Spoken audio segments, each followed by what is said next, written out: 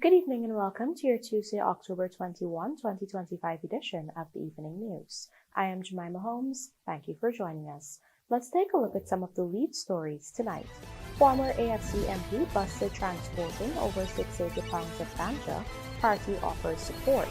Government MULLS ankle bracelet pilot program for low-risk prisoners.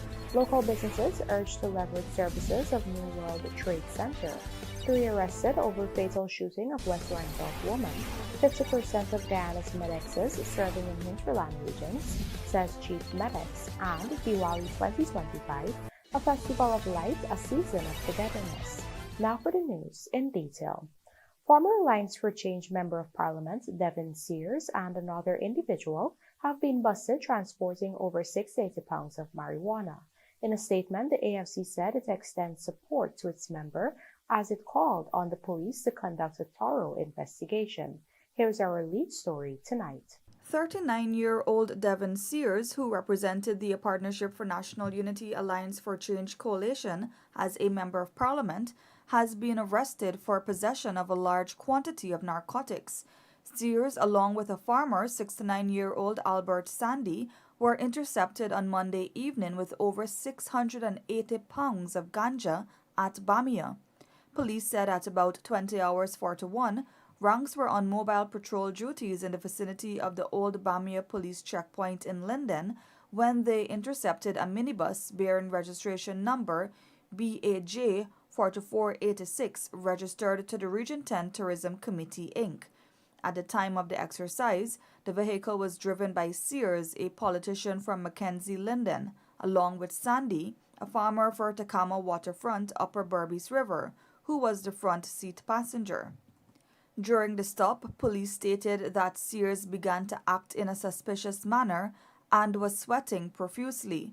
As such, police said one of the ranks asked Sears what he was transporting, to which he allegedly replied, and I quote, "I am transporting tourism plants," end quote.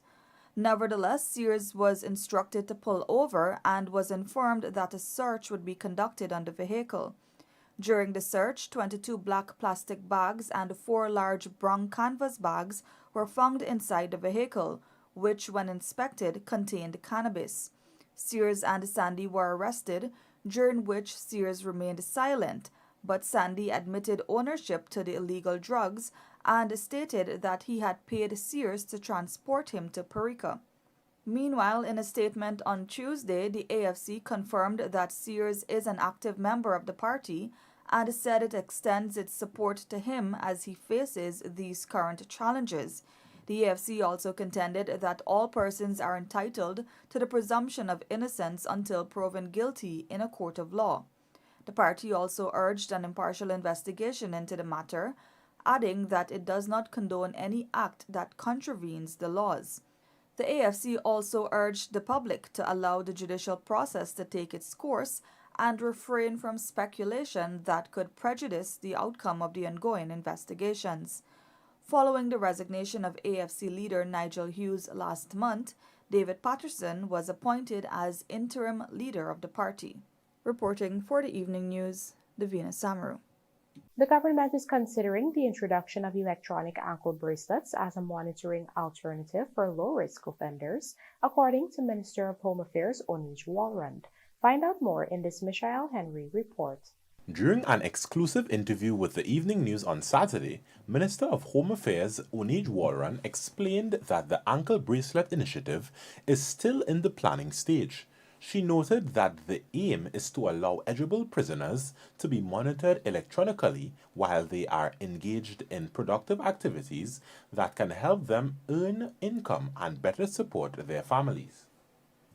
The minister noted that the program would form part of the government's broader efforts to modernize the correctional system, reduce overcrowding, and promote rehabilitation and reintegration into society. And the ankle bracelet program, actually, we are going to do a pilot program where we're going to have our prisoners, the ones who are assessed to be low risk, to go out and work back in on the work, whether it's building drains, doing weeding out in the outside of the prison. Have them actively employed. Use that money in their stores so they're able to look after their family. Put ankle braces on them so they're able to be monitored, because one of the things that that the program, something like that. I remember in my time on the bench, we used to have prisoners cleaning up the streets and things. We have all these bodies in prison. We can have them gainfully employed, doing things, not having them, idle. So I'm starting that pilot program. We just had a discussion last week where we start to get back the confidence that, we could have them, we could treat them like normal human beings, treat these men that give them an opportunity to earn for their families, and that pride again of being a man, while of course not compromising security. The minister also emphasized the importance of focusing on rehabilitation of inmates. According to Warren, among her key priorities for this term is the passage of a new Prison Act, which will ensure that more prison programs are designed to support rehabilitation, learning, and the reduction of recidivism. And so these are the things I believe will help with their reintegration. But ultimately, a total overhaul of the prison system, where we're not manufacturing animals, but we are actually, when they come out of the the prisons, they're coming out productive men. And I know that it can work. It just takes the will to do so, and that is a way of saving these men that we so badly need in our country. Approximately 80% of university graduates are women, the minister noted, indicating that many boys are not connecting with traditional learning systems. She said this disconnect often leaves them more vulnerable to negative social influences and pressures. The minister stated that the disengagement of boys cannot be ignored, as it has long-term implications for society. So yes, so it's that approach, starting from boys and understanding that there is an issue with our young men and with our young boys, treating with it that way, on the social aspect, as well as a fully legal. I believe that it has to have legal foundation, where the prison system is mandated to treat with our prisoners that as they can still be productive members of society when they leave the prison. Currently, more than 90% of the prison population are men. Michael Henry, The Evening News. In a move to enhance the safety and security of domestic violence victims, the government is working on a new electronic tracking and safety app designed to offer real-time protection and rapid response. Here is Michael Henry again with the details. Home Affairs Minister Onij Warren has revealed that discussions are underway to introduce electronic monitoring systems such as tracking, monitoring bracelets for individuals who breach protection orders as part of ongoing efforts to strengthen enforcement and safeguard victims of domestic violence. She made the disclosure during an exclusive interview with the Evening News when asked about interventions being implemented to curb gender-based violence and enhance the protection of vulnerable individuals. In terms of enforcement, and some of the things that we are looking at is, once again, using the technology, where where there's a protection order, you have the court usually says that, well, you are not supposed to be within 500 yards of this person. So once that order is made, we are looking at a program where we can have bracelets or a monitoring mechanism on the perpetrator to tell, and there's an alert system if and when he approaches. So we're going to be looking, these are conversations that are actively happening. Underscoring that gender-based violence reduction remains a top priority on her agenda, Minister Warren also highlighted ongoing works to develop a mobile application that allows individuals to discreetly send emergency alerts to authorities. An app where she is able to put an alert in, almost like a 911 alert, that is not connected to data. So even if she doesn't have data on her phone, she can put in that alert that sends a trigger to the 911 that I need help. And so she's not, doesn't have to, all with a view of making her feel more safe and secure. The minister noted that while technology alone cannot completely resolve the issue of gender-based violence, it provides crucial tools for timely intervention.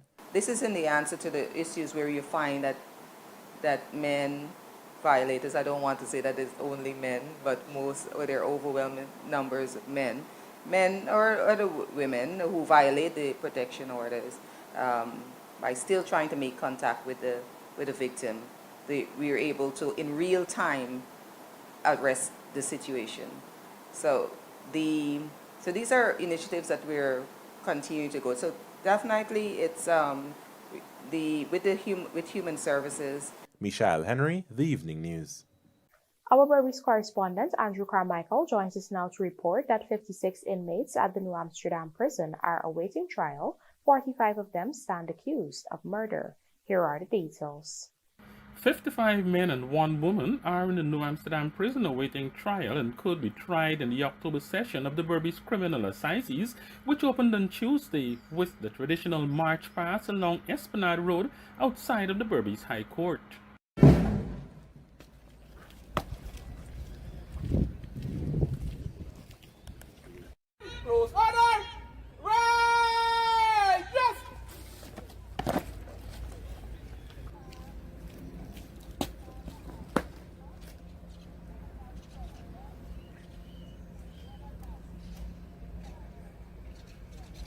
Good morning, Your Honor. I am inviting you to review the Guard of Honor, comprising of 1 inspector, 1 sergeant, and 26 other ranks, drawn from Regional Police Division 6, standing in open order, awaiting your review, Your Honor.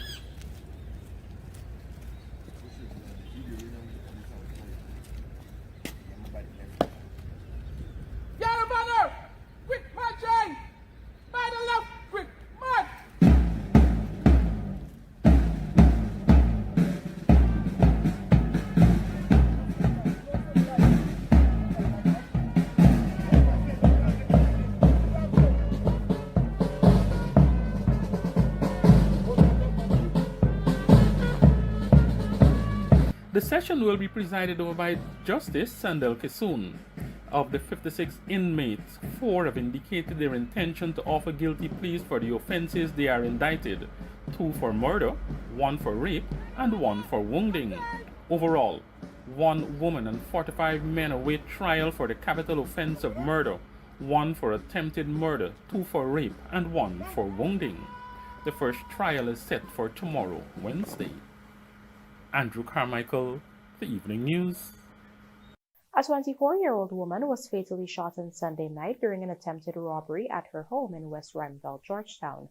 The victim, Faynell Brewster, was in the yard of her residence around 23 hours when her brother, a 31-year-old businessman, arrived home on a black XR motorcycle. According to police, he was confronted by two identifiable men, one armed with a handgun, who attempted to rob him of his motorcycle and gold chains. A struggle ensued, during which the gunman discharged several rounds. Brewster, who was nearby, was struck twice, once in the upper right arm and once in the lower left chest. She was rushed to the Georgetown Public Hospital Corporation, but was pronounced dead on arrival. The suspects fled the scene on a black XR motorcycle without taking any belongings. A 9mm spent shell was recovered at the scene. CCTV footage revealed that two men on a black XR motorcycle were following the victim's brother before the incident. Using smart city surveillance cameras, police tracked the suspects' movements. A subsequent operation at Moorcote Square, East La Penitence, led to the arrest of two male suspects aged 25 and 29 from Hurstelling and Buxton, and a 25-year-old female vendor from the area. During the search, police found 50 live 9mm rounds and a black Honda XR motorcycle believed to be linked to the crime. All three individuals are in custody and assisting with the ongoing investigation. Proceedings in the Guyana elections fraud trial resumed on Tuesday morning with continued cross-examination of former TNM candidate Dr. Josh Kanai and the defense challenge to a video interview of co-defendant Denise Bob Cummings. Dr. Kanai was questioned by defense attorney Ronald Daniels about letters regarding 2020 election communications between former Chief Elections Officer Keith Lowenfield and GCOM chairperson Claudette Singh. He was also asked about his exit from TNM and his current support for the People's Progressive Party Civic in the 2025 elections. Kanai, now Deputy Permanent Secretary at the Ministry of Local Government, confirmed his endorsement and campaigning for the PPPC. Kanai had previously testified about Lowenfield's refusal to use results from the 2020 recount, instead favoring the discredited tabulation by Region 4 Returning Officer Clearmont Mingo. Lowenfield and 8 others face 19 charges related to conspiracy to commit electoral fraud after the March 2, 2020 elections. The trial also heard from police videographer Christopher Douglas, who recorded an interrogation of Bob Cummings. The defense challenged the admissibility of the video due to the absence of Bob Cummings' lawyer during the interview. A voir dire will determine its admissibility. Coming up, Rotary Club hosts Youth Leadership Seminar in New Amsterdam, and slain Guyanese-born NYPD detective honored at Memorial Mass in Guyana. Do stay with us. More news ahead.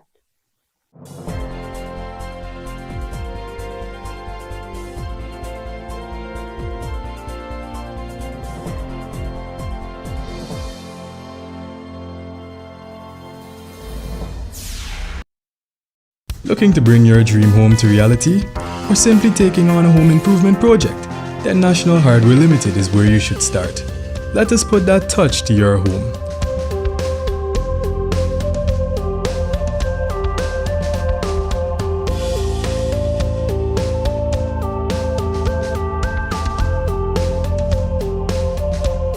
Choose from over 1,000 Berger Paint original hues for any surface.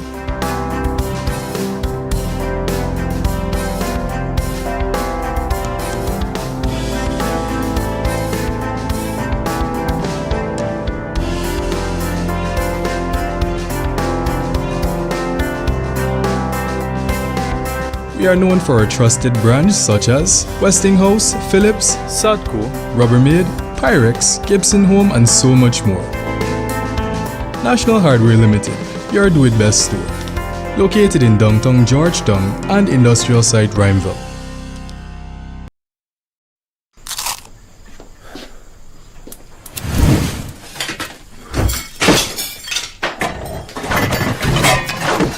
Mom, did you tell him that Danny went to pick up KFC? No, wait a minute. Are we really not going to tell him we already have KFC? A tasty dinner shouldn't be that complicated. Crunch the routine and order a delicious KFC bucket for the best price. KFC, it's finger. In our bedroom. Yeah, blood. I said like you didn't pass it through today. Nah, boys, them file area pill people stop me and it take come to me on help. Oh, but hey, I hiding from them people now, boy. Man, none of them things. Plus, I skipped them people last year. And did you and I feel good? Make no sense I take that. You think the system gonna take us out? Yeah. No matter what, you could feel good, but the worm still and you said you could get a big foot and all. Oh, hey, Bigfoot, worm. Hey, man, stop playing, you know. Hey, me auntie take them pills and she gets sick. Plus, me auntie, me sister and them did I take it. That them Bigfoot and them things come from crap who blowing on your foot. Yes. Or over your body, and no file in your body. Nice, serious body. You see if you don't take the pill, the worm because they inside you for years. Plus, when the mosquito bite you, you can pass on a crime, give it to your family or even weep. Aside, plus, your auntie must you had the thing and all, the pill help shit. Don't believe in them over be a stubbornness, dog. So wait, you telling the rascal get this thing you could give family and don't even know? Yeah, man. Plus, if the thing get bad, your foot and your skin will swell up big. Even your basket will big, get gory. Yeah. You are none of that. Hey, bye, best you take this pill and done, bye. Yeah, but this why we all got to take the file area pill. Yeah. Protect your family and everybody else. We are talking about file area gonna get knocked out. Did you know Guy Super 95 gasoline has an octane rating of 95, the highest rating available in Guyana? This premium fuel is known to enhance the performance of your engine, making it run smoother and more efficiently, leading to better fuel economy and improved performance. Choose Super 95 for more mileage and better overall performance. Filaria worms can live in your body for years. Mom, what's filaria? Listen, it's an infection from worm that spreads through mosquito bites. And if we don't take the pills, we can get really sick. And it's not just about us. If one of us has it, then mosquitoes can spread it to the whole neighborhood. That's so scary. What should we do? Simple. We take the pills together when the health worker comes around, and that way we're safe. Right. Healthy family, healthy community, no excuses. What we are talking about, filaria gonna get knocked out. TK. Oil and gas companies are investing $225 million to support women-owned businesses in Guyana. This means women who operate small and medium-sized enterprises will receive jobs, skills training, and assistance to improve their businesses when providing services. These investments are creating a more inclusive environment for all Guyanese to thrive. Since oil production started offshore, long-term investments have opened doors for Guyanese, shaping the industry and local economy for generations to come.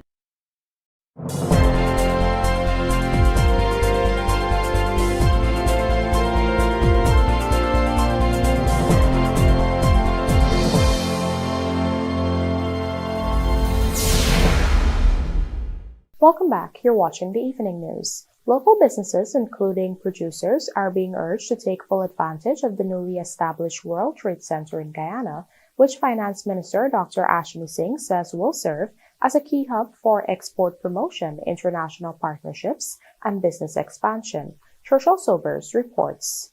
Local producers and entrepreneurs were on Tuesday urged to capitalize on the vast opportunities available through the newly launched World Trade Center Georgetown, a first-of-its-kind development in the Caribbean community CARICOM that firmly positions Guyana as an emerging hub for global trade and investment.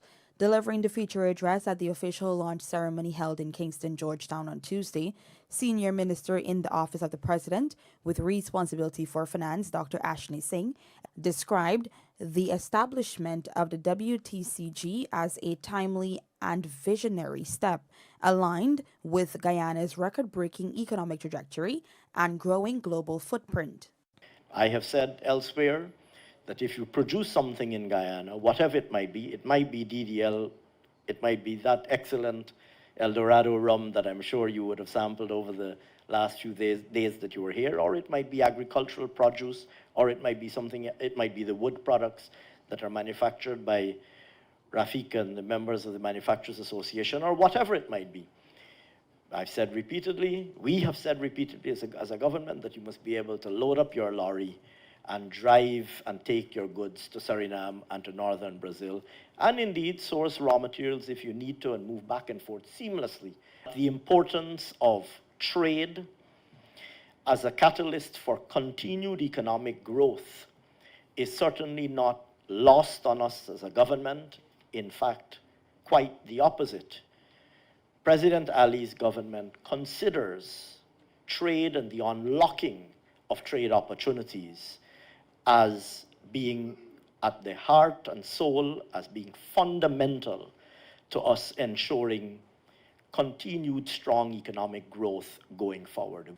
The World Trade Center Georgetown makes a historic milestone for Guyana and the wider Caribbean.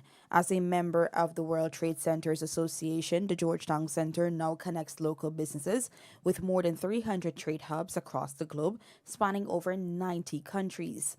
This network provides a direct pathway for Guyanese entrepreneurs to engage with international partners, explore export opportunities, and discuss global trade intelligence. It has already signed 16 Memorandum of Understanding with international centers to support training, information sharing, and access to potential global partners, opening new possibilities for Guyana, CARICOM, and the global community to meet and develop business opportunities. Dr. Singh emphasized the urgent need for local producers to scale up operations and meet both domestic and international market demands, noting that Guyana's rapid economic expansion has created an environment where virtually every sector from agriculture and manufacturing to hospitality and logistics faces unprecedented demand. The challenge now, he said, is ensuring that local businesses are equipped to respond competitively and sustainably. If you examine the detailed tables and the detailed economic projections, you will see that the International Monetary Fund continues to project Guyana as having amongst the highest rates of economic growth around the world and the highest in the Western Hemisphere. I'm particularly pleased that DDL has taken this step to bring the World Trade Center brand and the World Trade Center Association to Georgetown. And I trust that this facility will be used to the fullness of its potential to leverage the same advantages of trade that DDL has demonstrated over the years. I trust that the rest of the Guyanese economy will leverage the vast potential of a facility such as this to realize the full advantages of the trade opportunities that lie before us. According to Dr. Singh, these linkages will be instrumental in elevating Guyana's business ecosystem to meet international standards. Trisha Sobers, Evening News. Attorney General and Minister of Legal Affairs Anil Nandlal says much of the barriers to banking in the country are self-imposed, as he committed his government's intention to work with the sector to streamline various processes to ensure the system is less burdensome for citizens. Here is Trishul Sobers again with the details. Attorney General and Minister of Legal Affairs Anil Nandlal SC has called on the banking sector to urgently re-examine and modernize its practices, asserting that the system has imposed unnecessary barriers that are stifling ease of access and discouraging financial inclusion. Speaking on the Starting Point podcast on Sunday, the Attorney General expressed frustration that despite Guyana's record high performance in regional anti-money laundering and counter-financing of terrorism compliance evaluations, citizens continue to face cumbersome procedures to open bank accounts and conduct basic transactions. He noted also that Guyana secured the highest among independent Caribbean states during the most recent mutual evaluation exercise conducted by the Caribbean Financial Action Task Force. So how, on what basis are you telling me that it is easier to open a bank account in one of those countries when they have problems in Trinidad or Barbados than Guyana, when our system was certified to be far more compliant than theirs? It means that our system needs to do an introspection and rid itself of self-imposed obstacles that are no longer relevant. The Attorney General argued that this contradiction reveals a deeper systematic issue rooted in what he described as self-imposed obstacles that have outlived their relevance. Non-law underscored that countries such as Jamaica, Barbados, and Trinidad and Tobago had, until recently, been under international review for AML-CFT deficiencies, yet they have since taken decisive corrective action. Only the other day, Jamaica, Barbados, and Trinidad came out of a review process that they were in, meaning that they had serious problems. Only the other day they came out and they had to hire international experts to guide them through this process. And yet I am told that to open an account in one of those countries is less burdensome. That something is wrong. So, as I said, we need to engage again with the banking sector. Anyhow, I don't want to say it, but I know what I think I have a feeling of what some of the problems are, and they are simple problems to address. The Attorney General said the government under President Dr. Irfaan Ali intends to intensify its engagement with the banking sector to address these issues and foster a more enabling financial environment. And I hope that in my continuous engagement, because the President said, rightfully so, continue to engage. Until we find this, well, continue to engage because it's a constant process anyhow, on all different matters. So we plan to do that, government and all the important stakeholders. We have always engaged. We always have a track record of engagement. What it means now is that we have to intensify those engagements. Trishelle Sobers, Evening News. Chief MEDEX within the Ministry of Health's Regional Health Services Division, Caroline Howard Mahavir, has revealed that approximately 50% of Guyana's medical extension officers' workforce is currently stationed in hinterland regions, playing a vital role in expanding access to healthcare and strengthening preventative medicine in remote communities. Michael Henry tells us more. Speaking during the televised program Health Matters, Chief Medics within the Ministry of Health's Regional Health Services Division, Caroline Howard Mohabir, highlighted that several regions account for half of the country's medical extension officers, who often serve as the primary healthcare providers in villages where doctors are not permanently stationed. Medics are mid-level healthcare professionals trained to provide a wide range of services including health promotion, disease prevention, and basic medical care. We have at least 50% of our medics employed in the hinterland regions 1, 7, 8, and 9, and even on the coastlands for the riverine areas. So gone are the days we have to procrastinate, but we are now in the we have to do. And yes, mammography you can do for patients, but also as women, we can do our self-examinations. And as a medics, as the fellow medics across the country, it is critical that we encourage patients and we can even show the patients. Medics training is crucial for Guyana's healthcare system, particularly in providing primary care, especially in remote and underserved areas. Their training equips them to manage common ailments, identify those requiring referral, and even perform deliveries in some cases. Howard Mahabir traced the evolution of the MEDEX program, explaining that over the past 15 years, the Ministry of Health has introduced 2 training pathways: the traditional program for midwives and registered nurses transitioning into public health, and an alternative pathway for new applicants with Caribbean Examinations Council or post-secondary qualifications. In 2006, you had the launching of the new pathway for the MEDEX program. That would have eliminated the fact where you did not have to use existing human resources, so that would have actually prevented a gap from being created. So you had early school leavers that would have just written CXC, or even post-UG or any university would have been given the opportunity to apply for that program. With this in mind, Howard Mahabir made a strong appeal for regional leaders to identify and support local candidates for the MEDEX program, emphasizing that healthcare capacity improves when communities train their own professionals. She also highlighted the numerous scholarships and online study options now available through government initiatives which allow health workers to advance academically while remaining employed. You have medics that would have completed, well, not only their degrees, but their masters. And of course, given the fact with our government, we have many scholarships that you can do online. So you can work, you can be the mother, you can be the father, and at the same time, you can elevate yourself.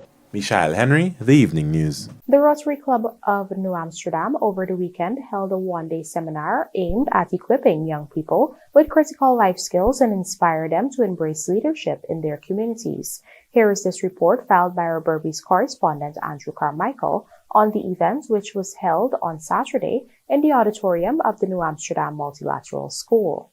The event covered a wide range of topics relevant to youth development, including leadership, financial matters, mental health, personal hygiene, digital technology, and career guidance. Each session was led by a trained facilitator and professionals who engaged participants in interactive sessions and hands-on activities. President of the New Amsterdam Rotary Club, Rupnarayan Hemraj, emphasized the transformative nature of the session, describing it as not just an event, but a life-changing experience. It's about stepping out of your comfort zone, discovering your unique voice, and learning how to use that voice to make the positive impact in your community, your school, and beyond. Rotary created Riley because we believe in you. We believe in your energy, your compassion, and your potential to lead with integrity and purpose. We don't just see you as leaders of tomorrow, we see you as leaders of today. Addressing the students who were selected from 10 secondary schools as leaders of today, Hemraj spoke about the values Rotary instills in youth programs, particularly the guiding motto, service above self. He challenged the students to embrace self-awareness, step boldly into leadership roles, and to make a difference wherever they go. It was very insightful, especially on the career part, the career aspect of it. It was very beneficial. It made me think and reflect about my career path and know that it is truly what I want to be doing in the future. Do you, I heard them asking you to take back some of this information to your school. Oh, definitely. Especially the part about mental health. I would use it amongst my peers and the smaller, lower grades, and people that I know that are suffering from mental health issues. I think it was very helpful, and it gave me like some more details and stuff and more advice, and this is very great, wonderful. Which topic do you think you are most interested in? Or most beneficial to you? Most beneficial? Well, most beneficial topic for me will be accounts. It will be more beneficial for me. They were advising that you take back to your peers in school some of what you have learned here.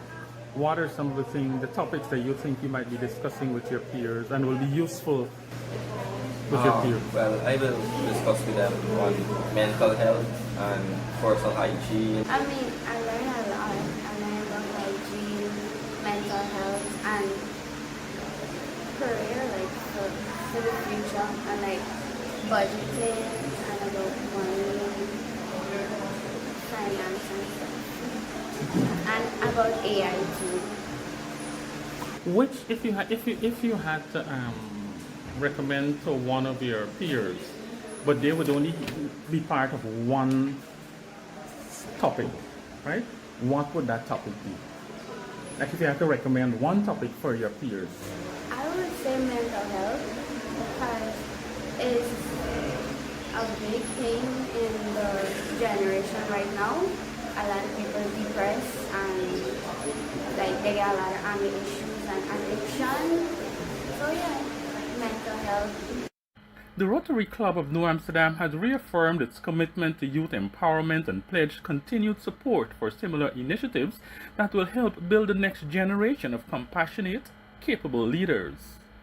Andrew Carmichael, The Evening News. As homes glow with lamps and hearts with joy, Diwali brings loved ones closer, reminding of the power of unity and renewal. Here's a look at some of the Diwali celebrations in the capital city of Georgetown, including the Grand Motorcade, which took place on the eve of the Hindu Festival of Lights.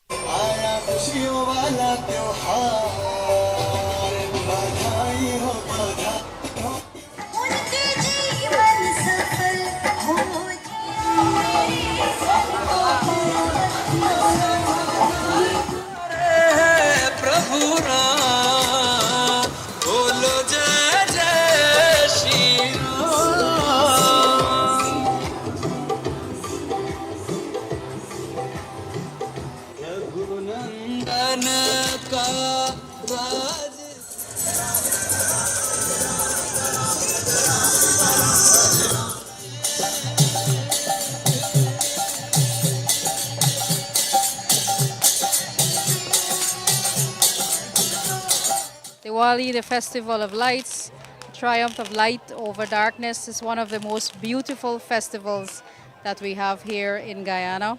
And I'm pleased to be out here again, which is a tradition for me and my family.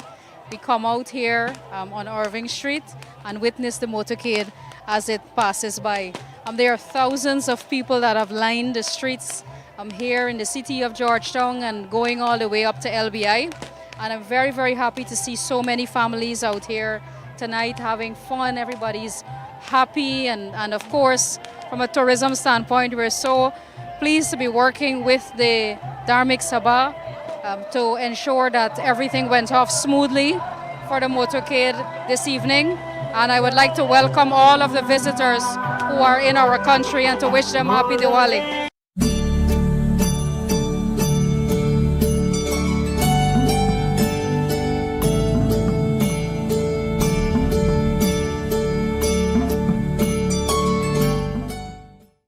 We now tell you that the solemn memorial mass was held on Monday at the Cathedral of the Immaculate Conception in Brickdam to mark the 10th anniversary of the death of Detective Randolph Holder, a dedicated NYPD officer who was killed in the line of duty.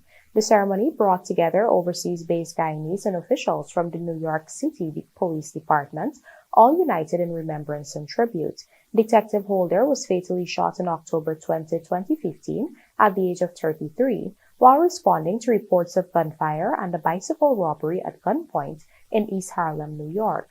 Born in Guyana and raised in the United States, he proudly served with the NYPD for 5 years, continuing a family legacy of policing, both of his parents having served in the Guyana Police Force. Among those present at the service were Assistant Chief of the NYPD, Clint McPherson, Retired Inspector Rhonda O'Reilly Bovell, Chief of the Tracy Police Department, California, Siku Millington, President of the Guyana American Law Enforcement Association, Detective Lorraine Wade, and other serving and retired members of the NYPD, along with family and close friends. The memorial served as a reminder of the sacrifices made by law enforcement officers and the enduring impact such loss has on families, colleagues, and communities across borders. And now for a look at the bridge reports. The Berbice River Bridge is expected to be closed to vehicular traffic on Wednesday, October 22, 2025 at 16 hours 15 for a period of 1.5 hours. Ramson promises exclusivity at South Dakota as motor racers honored, and West Indies edge Bangladesh in Super Over.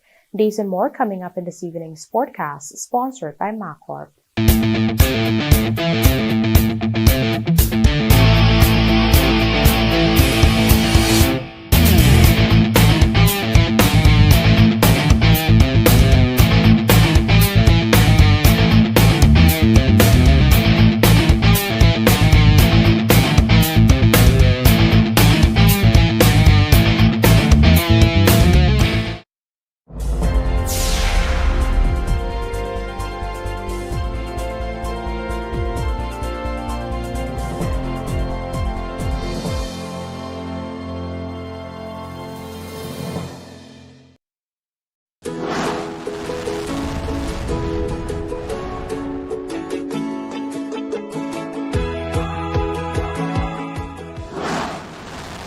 Premier. Premier insurance coverage for less. Stay safe. For bid, performance, retention, advanced mobilisation or customs bonds, bond with us. Fuel your success. Call 223-0840 or visit premierinsurance.gy. Premier Insurance. Premier insurance coverage for less. Get the job done right with Sylvie's Industrial Solutions, your trusted source for Stanley tools. Take on any challenge with the 820-watt impact wrench for power and precision, the 1000-volt insulated pliers for safety, the hex key set for versatile adjustments, the lithium screwdriver for effortless fastening, the polisher for flawless finish, and the 2200-watt angle grinder for heavy-duty cutting and grinding. Stanley tools deliver performance, durability, and unmatched reliability for all your projects. Shop now at sylviesonline.com. Sylvie's Industrial Solutions. Power, precision, and perfection in every tool.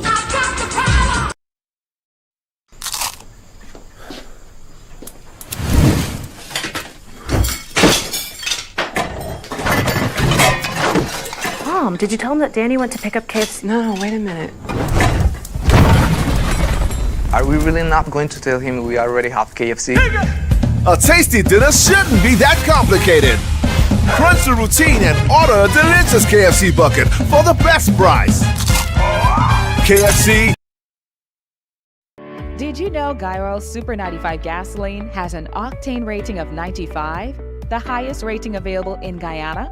This premium fuel is known to enhance the performance of your engine, making it run smoother and more efficiently, leading to better fuel economy and improved performance. Choose Super 95 for more mileage and better overall performance. So yeah, I was watching the game last night. Oh gosh, is these Fileria people again? Hello everyone. Hello. I'm with the Ministry of Health, here to distribute our annual Fileria tablets. So wait, because every year y'all share these tablets? Why so often? That's a very good question. Fileria is spreading mosquitoes, and the worm could live inside you for many years. Taking the tablet once is not enough to stop them. That's why the program provides them every year to break the cycle of transmission. So how come people still get Bigfoot and Goody after taking this pill? Yeah. The Bigfoot and the Goody is not caused by the tablets. It's the disease itself. See, Fileria, it actually damages the lymphatic system over time, which causes scrotal swelling and Bigfoot. The pills actually prevent that by stopping the worms before they cause permanent damage. Oh. So it's really about all of us? Not just one person? Exactly. By each person taking their dose, we move closer to eliminating Fileria from Guyana. Alright, well, we'll take ours today. Yeah, I think that's the right thing to do. We'll take ours. Remember, everyone in your household needs to take the tablet too. That's how we protect families and our whole community. We are talking about Fileria gonna get knocked out. TKO. Looking to bring your dream home to reality? Or simply taking on a home improvement project? Then National Hardware Limited is where you should start. Let us put that touch to your home.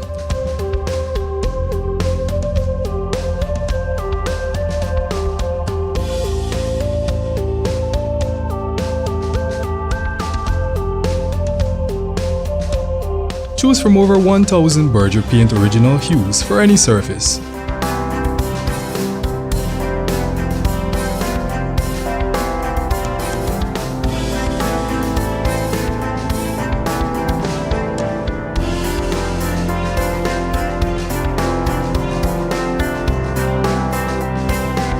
We are known for our trusted brands such as Westinghouse, Philips, Sadco, Rubbermaid, Pyrex, Gibson Home, and so much more. National Hardware Limited, your do-it-best store. Located in downtown Georgetown and industrial site RUIMVELDT.